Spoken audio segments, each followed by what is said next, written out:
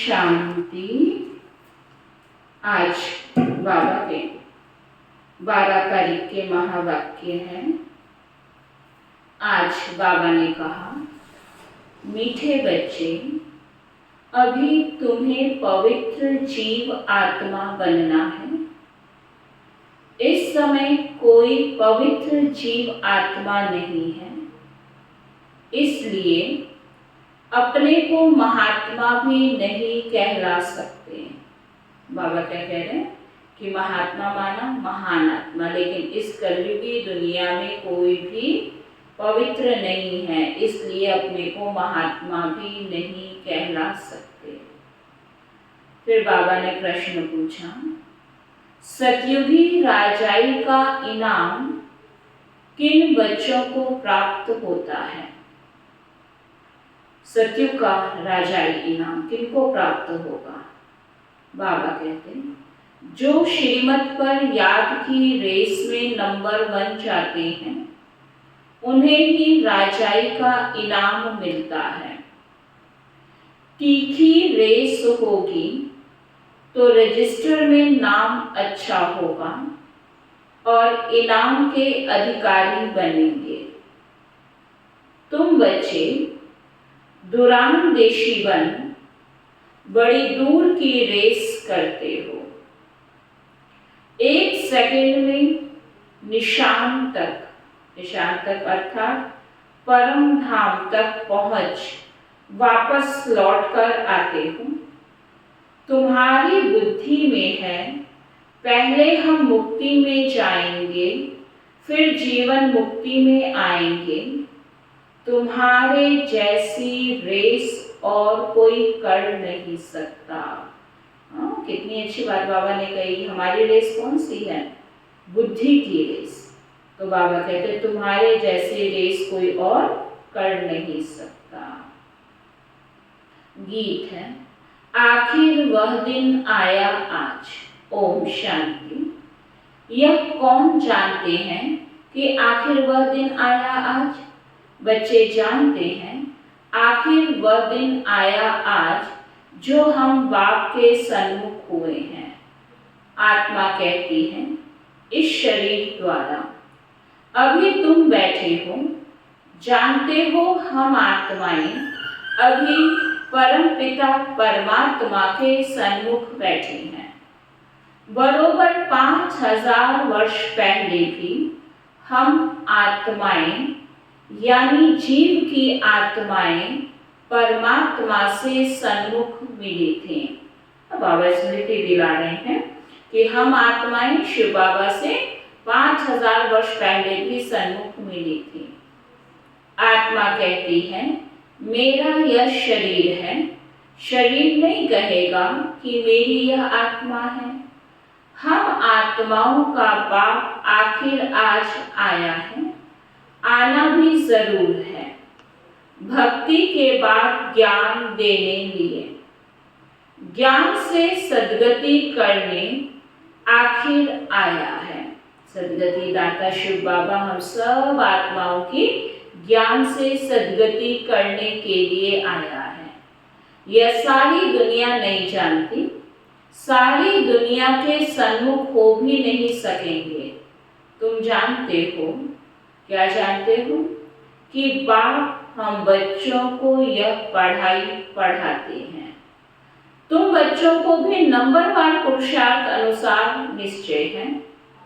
पहले तो आत्मा निश्चय करते हैं, फिर निश्चय करते हैं हमारा बाप फिर से आया हुआ है।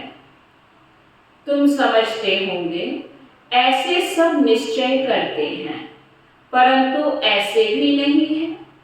यह ऐसा विचित्र है जो घड़ी घड़ी भूल जाता है। हम आत्मा हैं, परम पिता परमात्मा के सन्मुख हैं, यह भूल जाते हैं। यह तो दुनिया भी जानती है।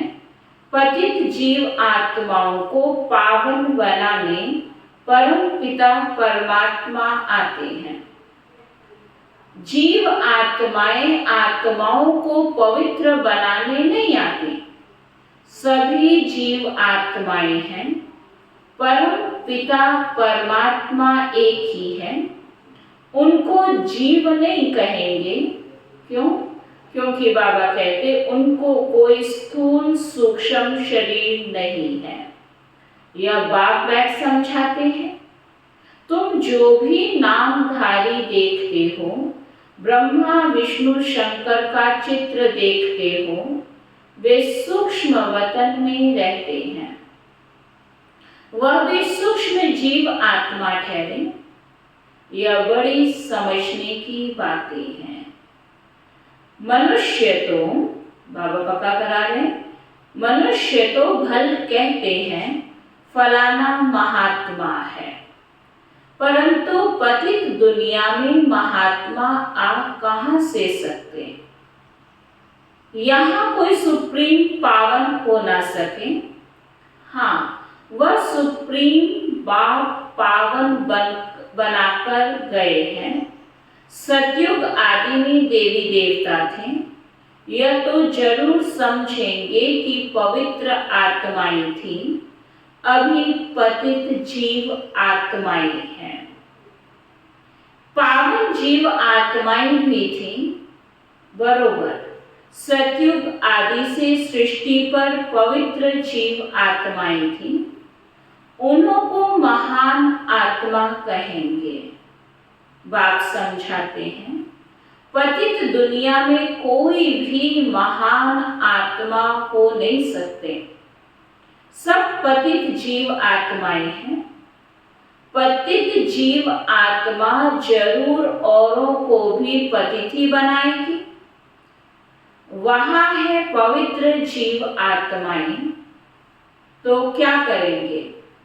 ऐसे नहीं कि पवित्र जीव आत्मा बनाएंगे, नहीं, वहां बनाने की बात नहीं रहती। इस समय सभी पवित्र जीव आत्माएं बनती हैं।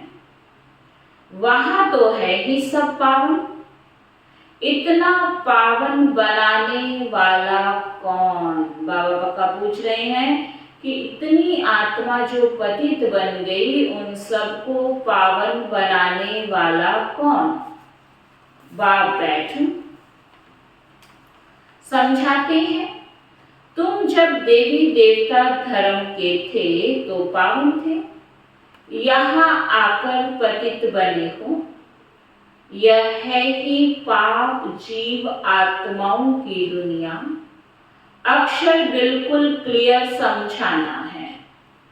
पाप जीव आत्मा, क्योंकि आत्मा भी पतित है, शरीर भी पतित है। वहां फिर महात्मा अक्षर नहीं देते। वहां तो है ही सब जीव आत्माएं, सब पवित्र होते हैं। कहते हैं देवी देवता, सर्व गुण संपन्न, 16 कला संपूर्ण, अहिंसा परमो धर्म जीव आत्माएं हैं। संपूर्ण निर्विकारी माना संपूर्ण पवित्र। तुम बच्चों को समझाया जाता है, सन्यासी पवित्र रहने लिए पुरुषार्थी हैं। अच्छे अच्छे सन्यासी पवित्र रहते हैं, जिनको महात्मा कहा जाता है। पवित्र रहने लिए अलग रहते हैं, परंतु वह तो है निर्वृत्ति मार्ग वाले। उनको भक्ति मार्ग में महात्मा कहेंगे, ज्ञान मार्ग में नहीं। ज्ञान और भक्ति दोनों अलग अलग गाए जाते हैं। आधा कल्प सत्युग त्रेता में ज्ञान की प्रारब्ध है, यहाँ फिर भक्ति की प्रारब्ध कहेंगे। यह है भक्ति मार्ग। पहले भक्ति भी अव्यभिचारी होती है, फिर अंत में तमो प्रधान व्यभिचारी भक्ति होती है। अभी व्यभिचारी भक्ति का अंत होना है, तब बाप आए हैं। बाप एक ही बार आकर ज्ञान से आधा कल्प के लिए तुम्हारी प्रारब्ध बनाते हैं। तुम नंबर 1 पुरुषार्थ करते हो। कोई तो राजा रानी बनते हैं, कोई फिर प्रजा व दास दासी बन जाते हैं, क्योंकि बाबा कहते हैं राजधानी स्थापन हो रही है। तो अब दूरांदेशी बुद्धि बनते हो। दूरांदेशी बुद्धि को त्रिकालदर्शी कहा जाता है, जिन्हें तीनों लोकों तीनों कालों का ज्ञान है, उन्हें त्रिकालदर्शी कहा जाता है। तुम अब तीनों लोकों को जानते हो, मूल वतन, सूक्ष्म वतन और स्थूल वतन, 3 लोक हुए ना। तुम अब दूरांदेशी बन गए हो। तुम्हारी बुद्धि आदि से अंत तक जाती है नंबरवार पुरुषार्थ अनुसार।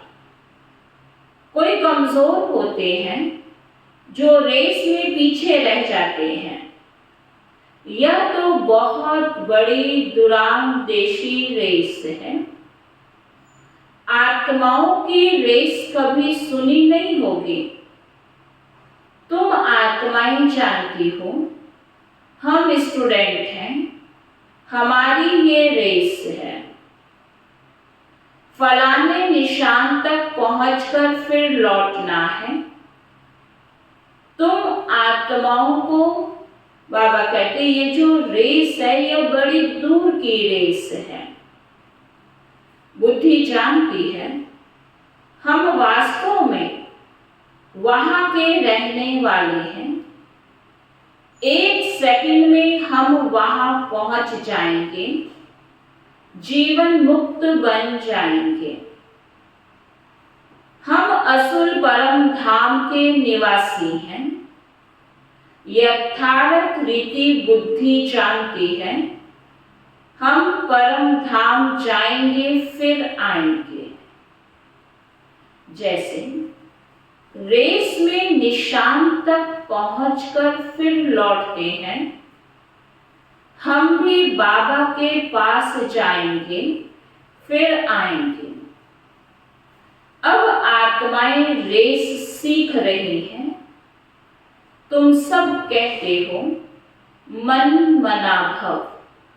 बुद्धि का योग अपने बाप और परम धाम से रखो, जहां तुम अशरीरी रहते हो।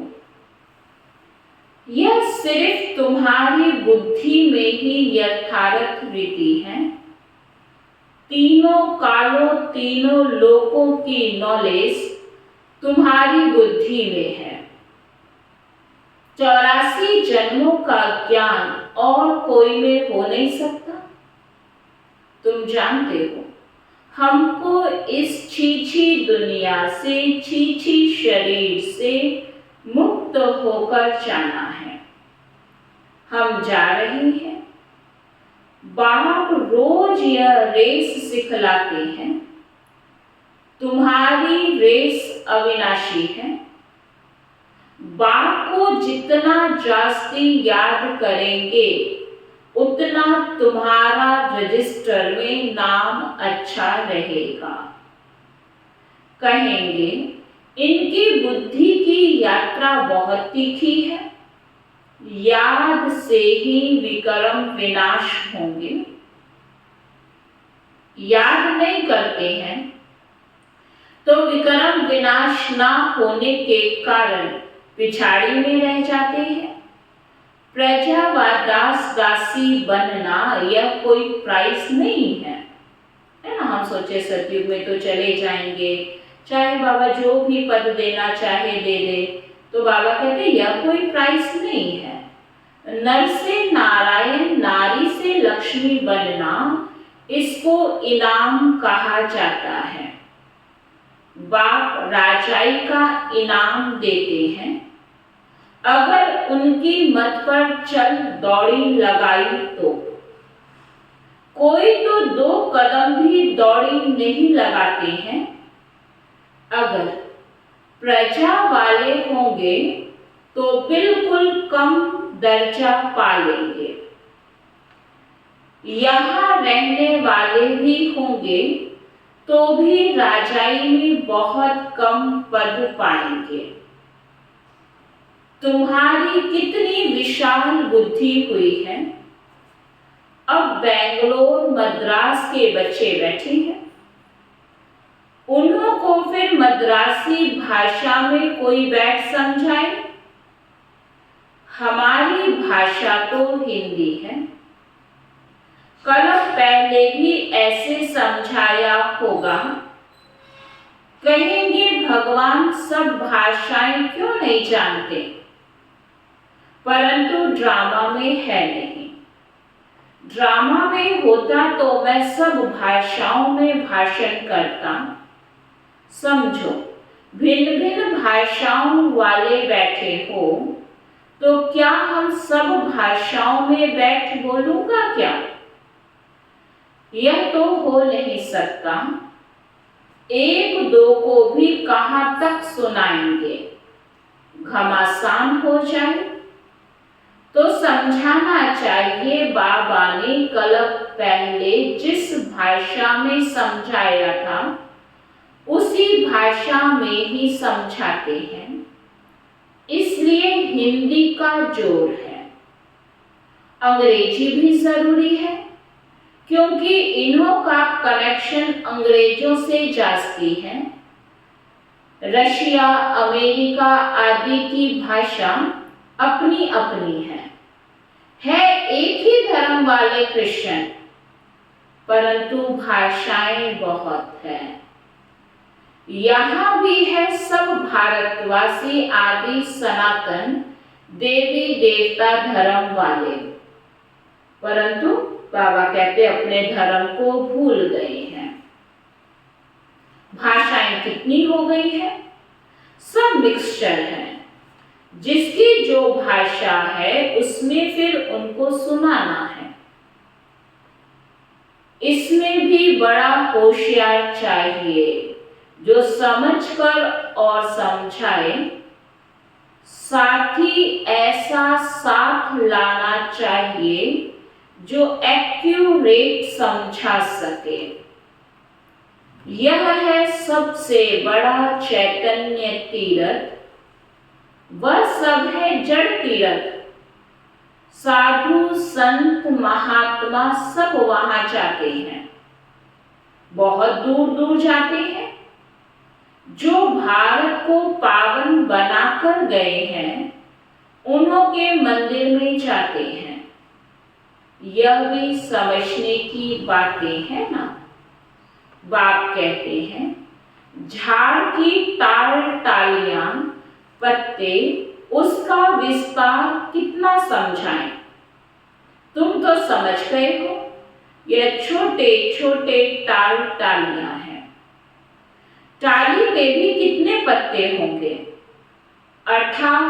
अथाह मठ पंथ है। तुम्हारा थुर तो कितना बड़ा होना चाहिए, कितने पत्ते होने चाहिए? आदि सनातन देवी देवता धर्म सतयुग से लेकर चला आया है, तो हिंदू कितने होंगे? परंतु धर्म भी नहीं रहे हैं और धर्मों में कन्वर्ट हो गए हैं। यह है कल्प वृक्ष। शुरू में आदि सनातन देवी देवता धर्म वाले थे। हिंदू कहलाने वाले भी वास्तव में है आदि सनातन देवी देवता धर्म के, परंतु कन्वर्ट हो गए हैं। बाप कहते हैं मैं आकर फिर उस देवी देवता कहलाने वाले धर्म की स्थापना करता हूं। जो कन्वर्ट हो गए हैं फिर से आकर वर्षा लेंगे। जब देवी देवता कहलाने वाला एक भी नहीं रहता तब ही बाप आते हैं, आकर समझाते हैं तुम्हारे जड़ यादगार खड़े हैं। क्राइस्ट आते हैं तो उनके धर्म की चर्चा आदि होती नहीं। यहाँ तो अभी भी देवताओं के मंदिर आदि निशानी है। तुम्हारा जब राज्य होगा तो क्राइस्ट आदि का नाम निशान नहीं होगा।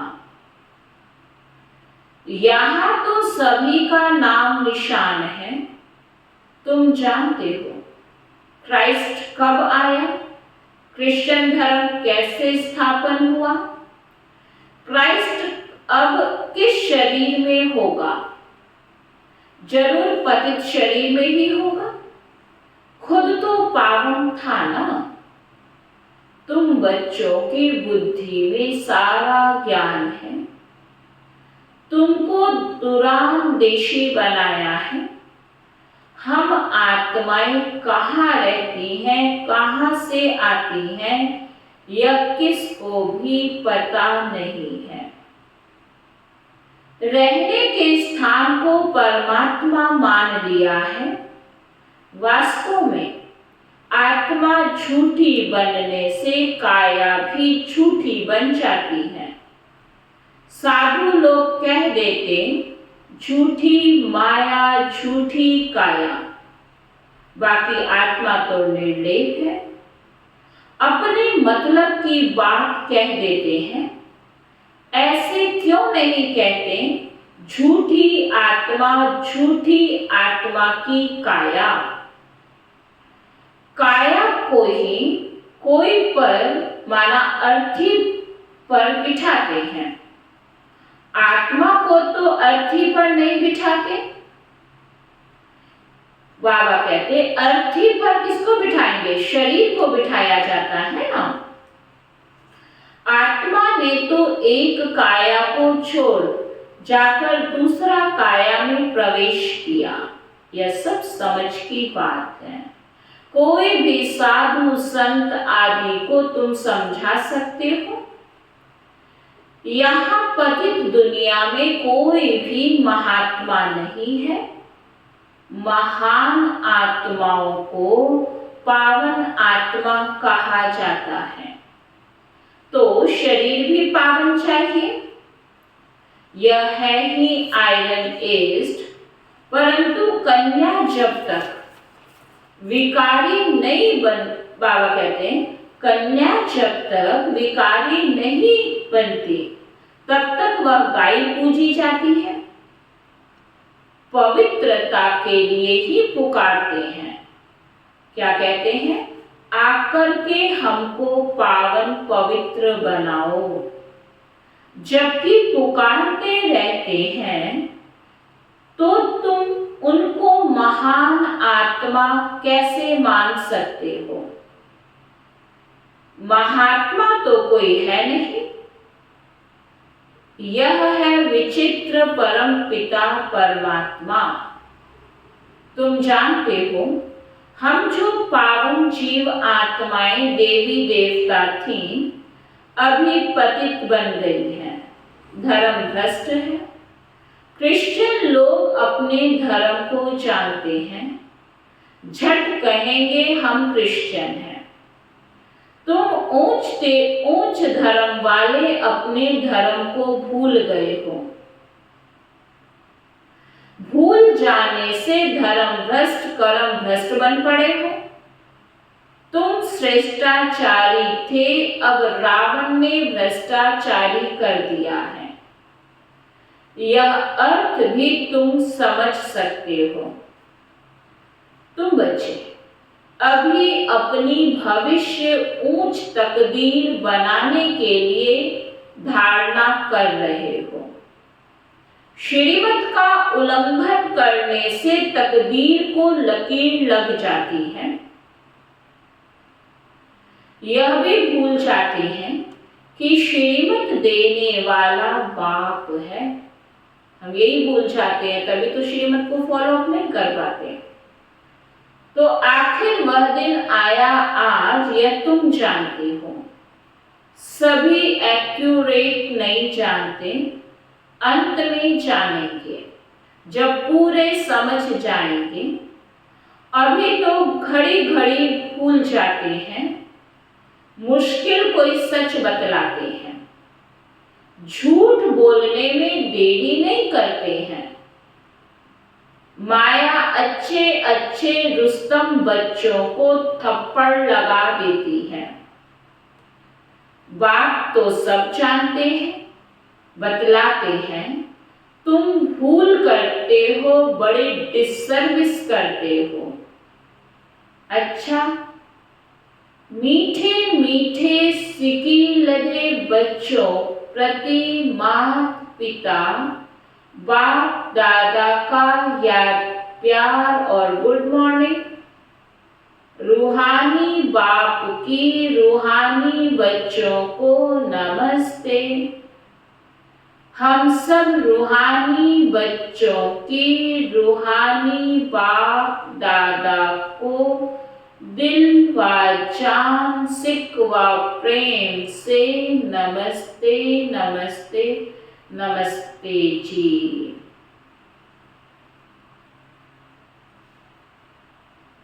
अब बाबा धारणा के लिए सार बता रहे हैं। दूरांदेशी बन, तीनों लोकों और तीनों कालों को जान, बुद्धि से रेस करनी है। इस छीछी दुनिया छीछी शरीर से मुक्त होना है।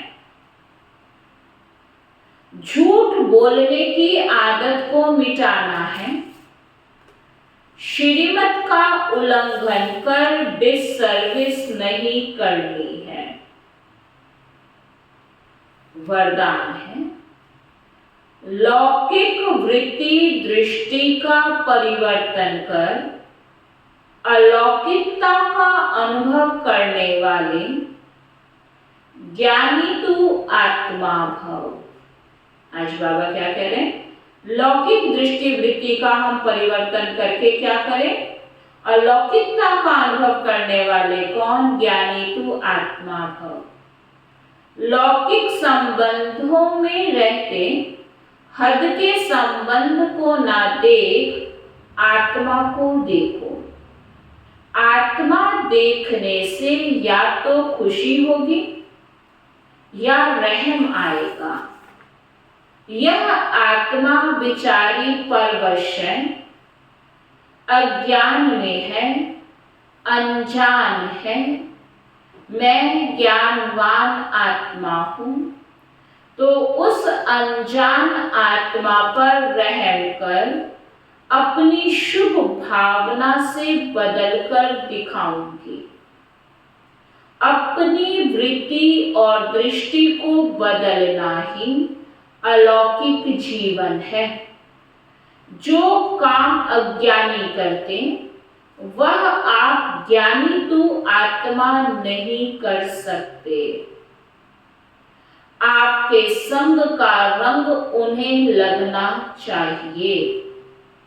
स्लोगन है, अपने श्रेष्ठ कर्म से विश्व पिता का नाम बाला करना ही विश्व कल्याणकारी बनना है ना। बाबा कहते हैं विश्व पिता का नाम बाला करना ही क्या है?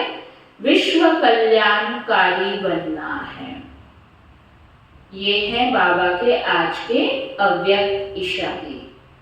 कोई भी कर्म करते करावनहार बाप की स्मृति रहे, तो हर कर्म में न्यारेपन, निरअहंकारीपन और नम्रतापन के नव निर्माण की श्रेष्ठता भरी हुई होगी। हर सेकंड, हर संकल्प संपूर्ण पवित्र अर्थात स्वच्छ होगा, जिसको सच्चाई और सफाई कहते हैं। अच्छा, ओम शांति।